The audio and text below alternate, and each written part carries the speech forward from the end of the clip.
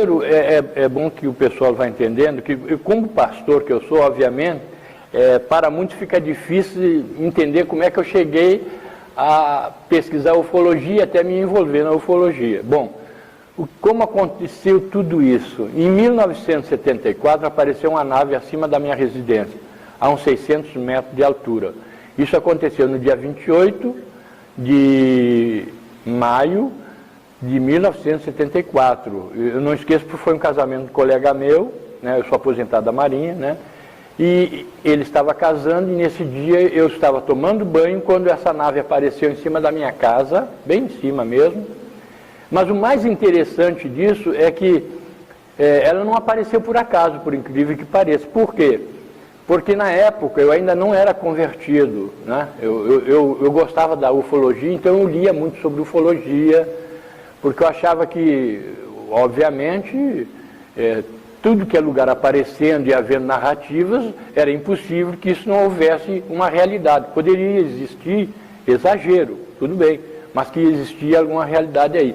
Aí eu falava, na época, para a família da minha esposa, de que, sobre ufologia, né, de, poxa, isso existe, coisa e tal, e eles riam da minha cara.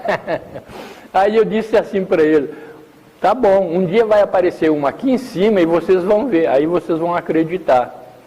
Eu só errei que eu deveria ter dito, nesse dia eu deveria ter dito, eu e vocês vamos ver e você vai acreditar. O único que não vi fui eu, e eles viram, entendeu? E nesse dia a nave era tipo um prato, igual o que Ezequiel mesmo descreveu. Eu não tive o prazer de ver nesse dia, entendeu? E me descreveram toda ela, e depois que eu me formei, porque até então a Bíblia para mim, eu era aquele católico, não de ir à igreja, mas católico mesmo, mais por batismos e coisa e tal, entendeu? Aí depois que eu me converti é que eu comecei realmente a conhecer a Bíblia, entendeu? Eu comecei a estudar e também me interessei em fazer um curso teológico, mas não para ser pastor, tá? Para conhecimento e falar realmente sobre a Escritura com mais conhecimentos. Aí em 74 então houve esse fato, e em 77 para 78, 77 de dezembro, já chegando quase 78, eu me converti ao Evangelho. Quando eu me converti ao Evangelho, no meu Evangelho tudo é demônio, essa questão, entendeu? Então o que eu tive que fazer? Eu reneguei tudo, achei que, bom, se é demônio mesmo, entendeu? Eu aceitei o que eles falaram porque eles estavam seguindo a Bíblia, coisa e tal, tudo bem. Numa boa, sem nem questionar, joguei tudo fora. E continuei estudando, seguindo a minha vida militar e estudando. Aí o que aconteceu? Depois que eu me formei, aconteceu que eu comecei a questionar e pedir a Deus para que Ele me revelasse Ezequiel capítulo 1, que é onde fala das criaturas viventes, que é chamada de querubins, se aquilo seria uma nave mesmo, porque na ufologia já falava que era. Mas você lia o texto e você via que tinha alguma coisa que podia ser, mas até aí não provava nada, entendeu? Aí aconteceu, mais ou menos um ano depois que eu vim orando e pedindo que Deus me revelasse mesmo, já que a Bíblia diz que Deus é Deus vivo, aconteceu o seguinte: a NASA liberou nessa época, para a Rede Globo de televisão, objetos seguindo os astronautas no espaço. E a maioria dos irmãos de igreja já estavam em casa, porque foi colocado no último bloco do Fantástico. Então, as pessoas já estavam em casa. E onde eu servia, tinha um colega meu, que ele era presbítero da Assembleia de Deus. E na igreja existia um instituto, um seminário. Lá tinha umas 60 pessoas, até pessoas com formação terceiro grau, em níveis superiores, entendeu? E eles viram isso e começaram a perguntar no curso teológico lá, que se aquilo era uma nave e aquilo era verdade, o que seria aquilo? De onde vinha? Quem é? Afinal, aquelas perguntas óbvias que nós vamos nos fazer. Aí os professores acharam por bem achar alguém que pudesse trazer alguma informação desse nível para eles, mas não dizer que é uma nave, porque ninguém sabia se era uma nave no nosso meio, né?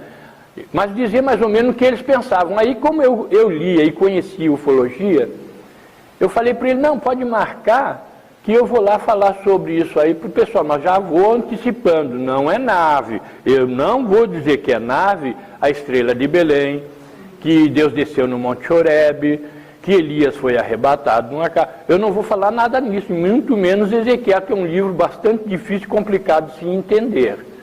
Aí ele disse, não, tudo bem, é só mesmo para eles terem uma ideia do que estão falando, não é para afirmar, porque realmente nós mesmos não aceitamos isso. Tudo bem.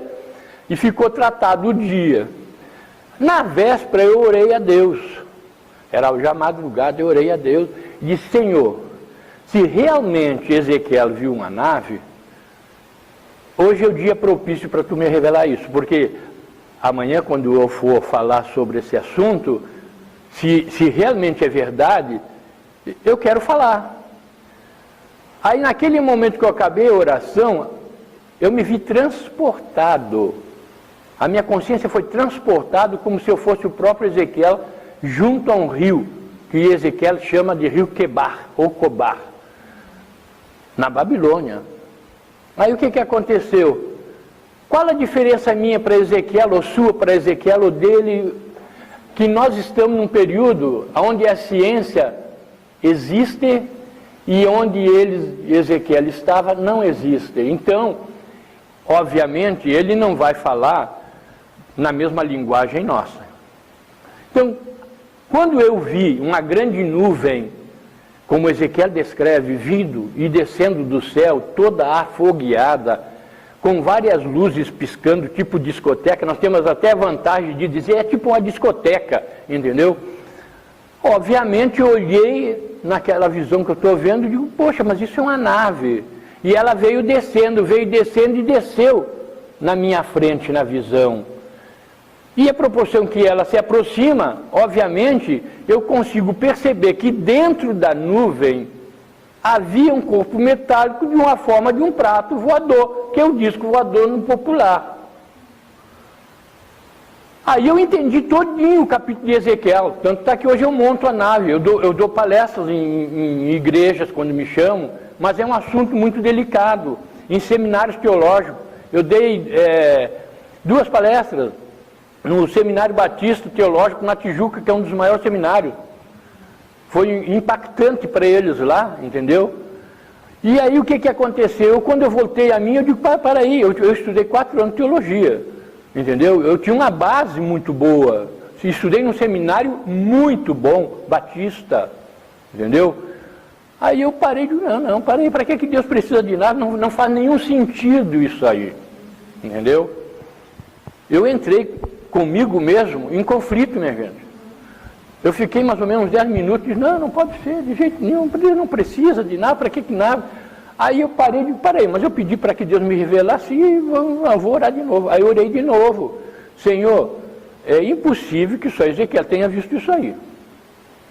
Se realmente é você, meu Deus, que está revelando isso aí para mim, tu vai ter que me provar. Falei bem assim, você vai ter que me provar de Gênesis a Apocalipse. Gênesis é o primeiro, Apocalipse é o último livro. Que realmente os outros também falam isso aí, porque senão eu não vou acreditar nisso. Na mesma hora que eu acabei de orar, eu ouvi uma voz no meu ouvido. Abra Salmo capítulo 18, vai para o verso 6.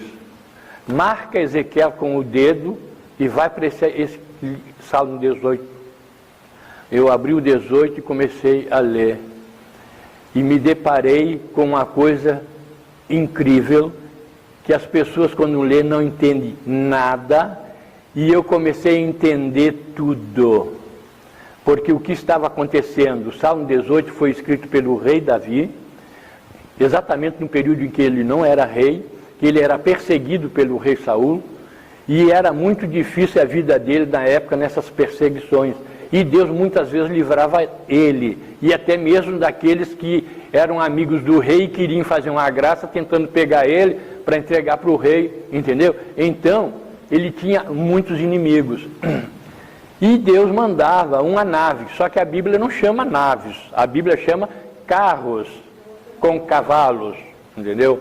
Que, aliás, é uma analogia, entendeu? Depois eu posso até melhorar a situação numa segunda pergunta sobre Ezequiel. Então, o que ocorre? A partir dali, eu comecei a ver a descrição da nave voando e o rei Davi fazendo uma analogia, buscando as suas realidades que estavam na época dele, transferindo tudo como se fosse Deus. Exemplo, porque quem for ler depois de ter me ouvido, poderá entender esse salmo, tá? Ele vai fazer da seguinte forma: quando eu tenho o meu carro, eu saio com o meu carro, eu acendo a luz, aí o motor solta fumaça, aí eu pisco para a direita, para a esquerda. Quem está fazendo isso sou eu. O que Davi estava descrevendo?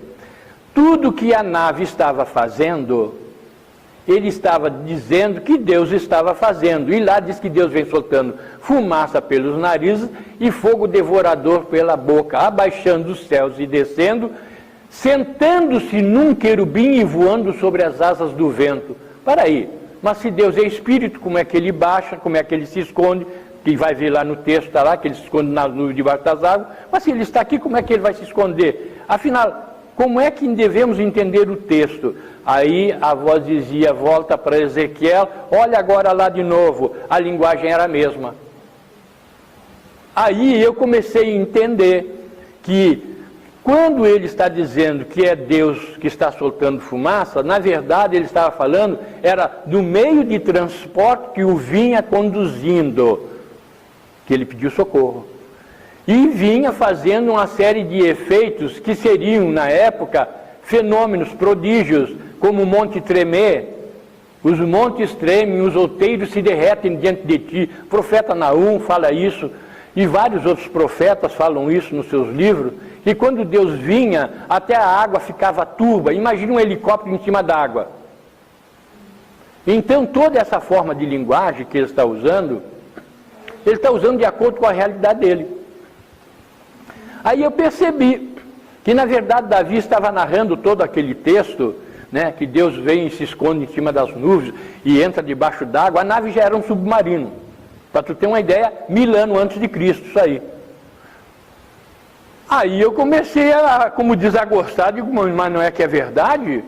Eu comecei a entender a linguagem dele e cruzar realmente com Ezequiel. Quando eu estudava teologia, e provavelmente muitos que estão estudando teologia e que devem ouvir o que eu estou falando, um dos livros mais difíceis, principalmente de se entender, é a visão de Ezequiel. É pior do que o Apocalipse, a linguagem que ele coloca lá. Só que nós é que não entendíamos. Ele foi correto em toda a sua forma de descrever, minucioso e detalhista, e repetitivo.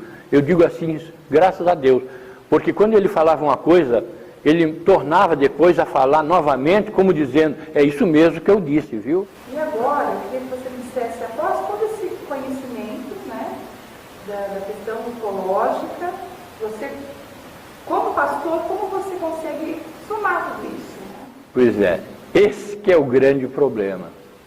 Porque você sabe que o pessoal que não é evangélico diz que os evangélicos são bem fanáticos, né?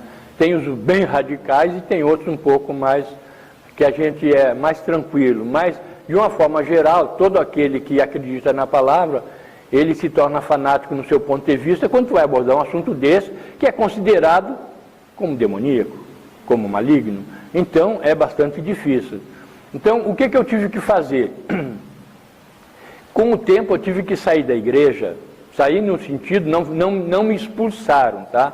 Até hoje eu tenho uma carta do pastor presidente, da onde eu estava com ele, porque eu, certa ocasião, eu fui na El Shaddai, na Rádio Rio de Janeiro, lá da El Shaddai, e eu fui por 2 vezes para falar sobre ufologia.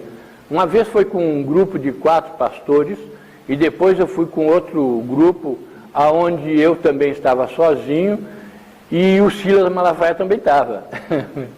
Aí o que acontece? Você desenvolver um assunto desse, numa entrevista, onde 3 pensam como você, e eu só penso de uma maneira, e você me dá 3 tiros, e eu não consigo, quando eu tenho o meu tempo, responder cada tiro que tu me deu. Então, eu tinha que, muitas vezes, contestar a forma que ele usava do texto sagrado, para poder dizer que era demoníaco ou maligno, entendeu? Como, por exemplo, porque Paulo diz que Satanás se transforma em anjo de luz. E essa palavra, tirada do seu contexto, e que inclusive você ouve nas igrejas evangélicas, que Satanás pode se transformar na nave, pode se transformar no ET. Quase que eu falei para o Silas Malafaia, quando ele falou isso, disse: cuidado, Silas, que tu pode estar sentado no polo de Satanás, vai ver que a cadeira também é Satanás. Eu só não fiz isso para não ficar ridículo, tá?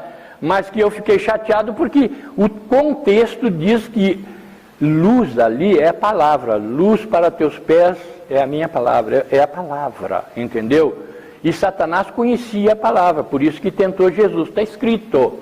Então, quando fala que Satanás pode se transformar em anjo de luz e os seus seguidores também, significa que eles conhecem a palavra, só que eles deturpam a palavra, entendeu? Não usam a palavra adequadamente como diz o texto, como está lá na tentação de Jesus. Se tu é filho de Deus, mesmo te lança aqui de cima, porque está escrito que os anjos vão te segurar e vão te aparar. E está lá, mas acontece que não é assim. Eu não vou provar que eu sou filho de Deus, vou me lançar, tá bom? O que Jesus deveria ter dito, entendeu? Mas ele disse: não é só de pão, né? De pão que viverá o homem, mas sim da palavra que está aí. Então, o que ocorre? Aquele texto, entendeu? Não se aplica ao que estavam tentando dizer que eu estou errado, entendeu? E é difícil você falar em igrejas, tipo culto. Isso é a última coisa que não vai acontecer nunca. Você pode falar sobre ufologia, e eu já falei, em igreja a convite, entendeu? Para o pessoal, entendeu? Ouvir, mas não pregar, ouvir como uma palestra, entendeu? E outra coisa, ele vai aceitar se quiser, ninguém está induzindo a nada, mas é para ele poder ouvir e ter uma ideia do que está acontecendo. Antes de ele chegar e me dar uma facada, primeiro ele entende o que eu estou falando e vai lá dar uma olhadinha no texto, só isso.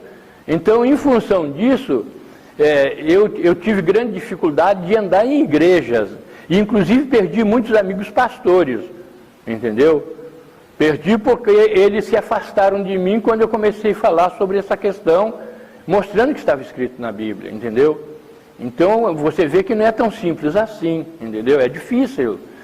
Agora, com os mecanismos atuais que nós temos o WhatsApp, você tem comunidades, você pode inclusive falar em meio do pessoal evangélico, quando levanta lá na comunidade evangélica, que não está falando de ufologia, mas alguém diz: vem cá, o disco voador é verdade?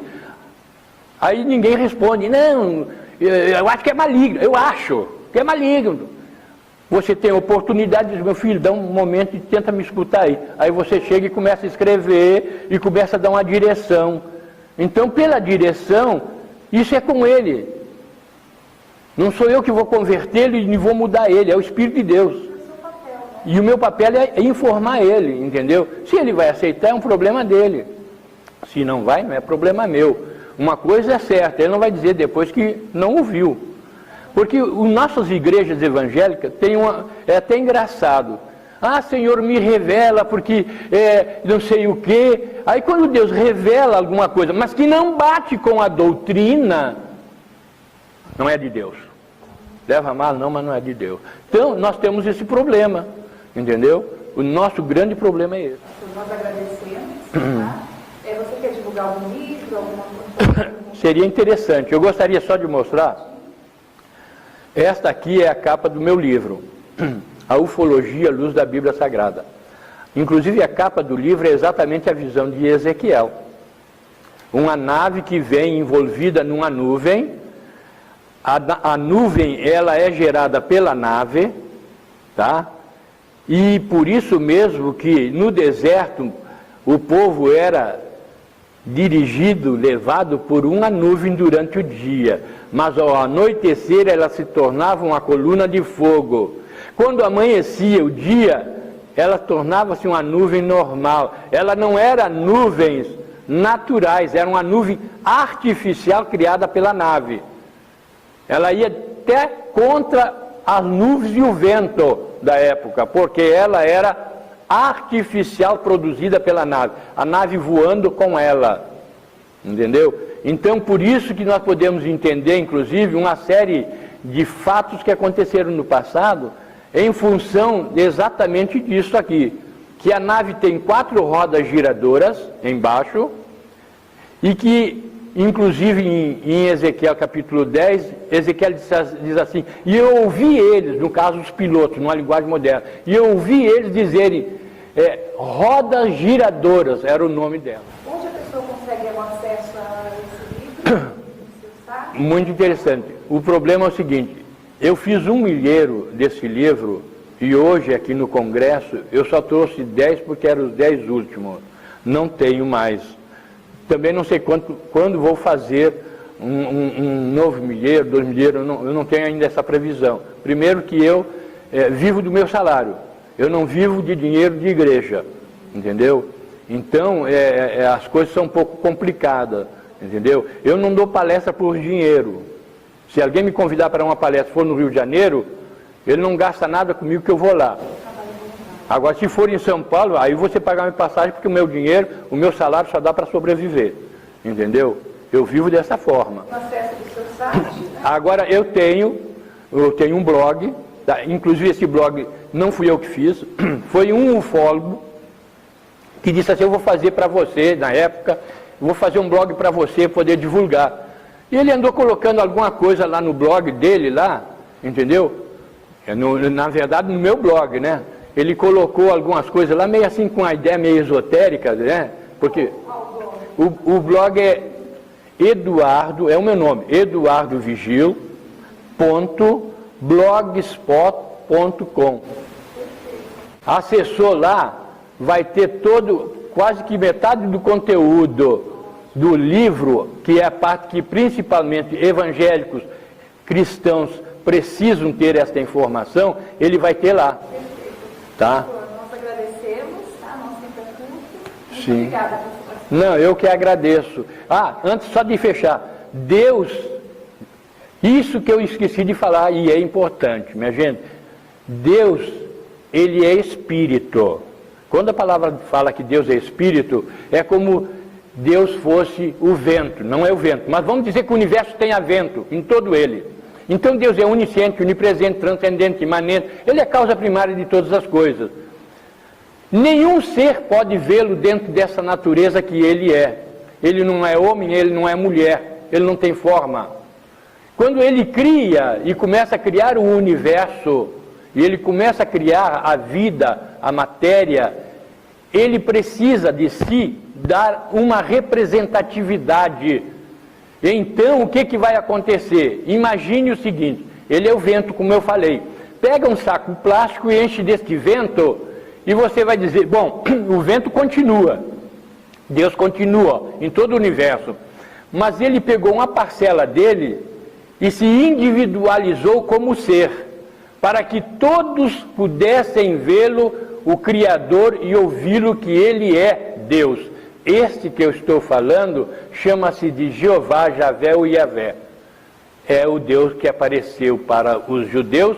Ele é antropomórfico, semelhante ao homem. Ele é antropopático e Deus se arrependeu e Deus se irou. Aí você diz assim, como é que pode? Porque ele tinha os mesmos sentimentos nossos, ou invertendo melhor, nós temos os sentimentos que ele tem. Porque nós somos criados à semelhança dele, imagem e semelhança. Então, quando nós lemos nos textos bíblicos, né, Adão, tu estás no jardim do Éden, você entra em conflito, se você for estudar, mas peraí, Deus não sabe, Deus não está aqui, como é que você explica isso aí? Ele está falando do Deus Jeová, que comia e bebia de fato, entendeu? E que inclusive você vai pegar nos textos bíblicos, os anjos, hoje, essa palavra anjo, ela tem que ser conhecida e aplicada como astronauta.